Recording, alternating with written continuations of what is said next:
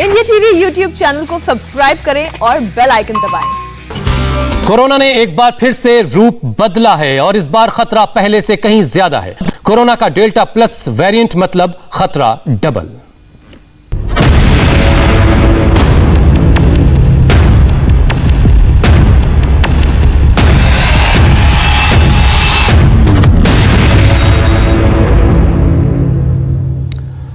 अभी कोरोना की दूसरी लहर ने पूरी तरह से दम नहीं तोड़ा है कि डेल्टा प्लस नाम की एक नई मुसीबत हमारे सिर पर मंडराने लगी है। बड़ी खबर दिल्ली से सटे फरीदाबाद से आ रही है, जहां कोरोना के इस खतरनाक नए वेरिएंट ने दस्तक दे दी है। फरीदाबाद के ईएसआईसी मेडिकल कॉलेज में डेल्टा प्लस का केस मिलने से हड़कंप मच गया है। बताया जा रहा है कि डेल्टा प्लस का मरीज दिल्ली में नौकरी करता है। मरीज को आइडेंटिफाई करने के बाद प्रशासन यह जांच करने में जुट चुका है कि डेल्टा प्लस वेरिएंट का पेशेंट अब तक किन किन लोगों के संपर्क में आ चुका है।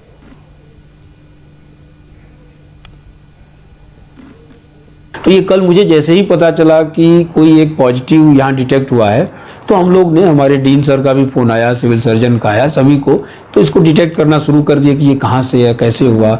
तो ये हम लोगों ने पीजीआई रोहतक से कम्युनिकेट किया, आईडीएसपी पर। ये पता चला कि जो यहाँ से सैंपल भेजा गया था एज पर प्रोटोकॉल, उसमें से नहीं था। फिर मैंने कांटेक्ट किया जो हमारे टीएचएसटीआई के एग्जीक्यूटिव डायरेक्टर हैं, डॉक्टर प्रमोद गर्ग, जो पहले एम्स में थे, ही डायरेक्टर नाउ। तो उन्होंने इमीडिएटली अपनी टीम को लगा दिया और विद इन 10 मिनट्स हमें इन्फॉर्मेशन आ गई, उसके बारे में डिटेल आ गया। यस, हमारे रिसर्च प्रोजेक्ट के जीन सिक्वेंसिंग से ये पता चला।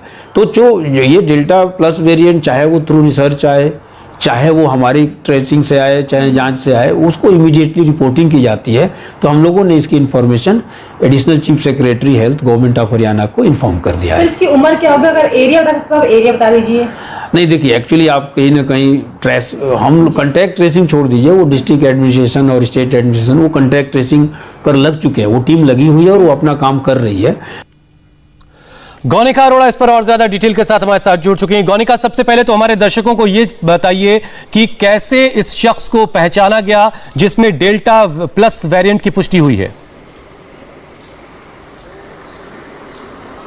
देखिए, रैंडम 45,000 सैंपल्स जो हैं वो लिए गए हैं और उसमें से करीब 51 केसेस जो है उसमें डेल्टा पॉजिटिव केसेस पाए गए हैं। और डेल्टा प्लस ये वेरिएंट है, ये डेल्टा प्लस जो वेरिएंट है ये डेल्टा का ही म्यूटेशन है। और ये म्यूटेशन जो है ये भी अब वेरिएंट ऑफ कंसर्न की कैटेगरी में है, जैसे कि डेल्टा जिसके कारण सेकेंड वेव आई है उसी की कैटेगरी में ये है। और अगर कहें तो अभी इसको लेकर रिसर्च चल रही है कि किस तरीके का वेरिएंट है, लेकिन उसको लेकर जो 3 मुख्य बातें सामने आई है कि ये जल्दी से ट्रांसमिट हो सकता है। इसके अलावा जो लंग सेल्स के रिसेप्टर हैं ये उनसे बाइंड हो सकता है और साथ ही साथ जो एंटीबॉडीज हमारी बॉडी में बनती है ये उनको भी कम कर सकता है। ऐसे में जैसे डेल्टा वेरिएंट अभी तक लोगों के लिए खतरा बना हुआ था, वैसे ही डेल्टा प्लस वेरिएंट भी है। और अगर फरीदाबाद की बात करें तो ये भी एक रैंडम सैंपल, जो 45,000 सैंपल्स पूरे देश में लिए गए थे, उसमें से ये भी एक रैंडम सैंपल के तौर पर टेस्ट किया गया और उसमें पाया गया कि ये पॉजिटिव डेल्टा प्लस जो केस है वो इस मामले में पॉजिटिव पाया गया। हालांकि पूरी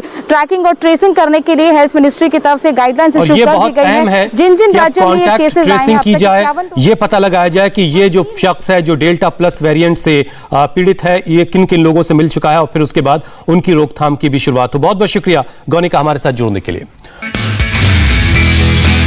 नमस्ते, मैं हूं मीनाक्षी जोशी। वीडियो और खबरों से अपडेट रहने के लिए India TV YouTube channel subscribe करें, बेल आइकन दबाना ना भूलें। जुड़े रहें इंडिया टीवी के साथ।